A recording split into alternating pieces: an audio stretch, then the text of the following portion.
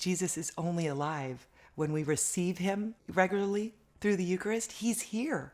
And when we participate in that, we receive him and go out in the world and keep him alive.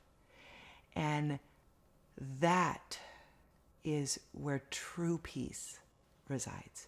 We are all called to be saints. We are all called to be apostles. We are all called to be priests. We're all called to be prophets. We are all called to be kings and queens. We are all called. And why are we called? It's because we are needed. We are vitally needed to have God's plan work, to allow other people to receive God's love. And when we love so much, we want everyone to feel it. And it's so easy. Invite them to church. Invite them to receive Jesus. If they've fallen away, invite them to go to confession. All we have to do is invite, is just share our joy and know that every single person is wanted. They are welcomed and they are invited. And that is us being Jesus to them. And allow that to open up and allow that seed to be planted. God says that if we just plant the seed, he'll do the rest.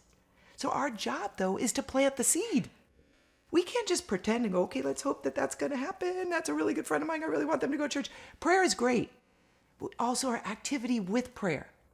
Our actions with prayer is where God is. So yes, I can't wait to work on this project. But more than that, every single person is invited to participate in inviting someone to church. And why? So they can receive Christ fully. And then they can go out to the world. And it's like little lights. Each one of us, as we receive, we glow a little brighter. And then we can help to ignite that light in someone else that might have been dimmed. And just by inviting is the spark. We have no idea. We don't need to know. But when we do our part, we are definitely sharing love. Invitation is love. Just invite them.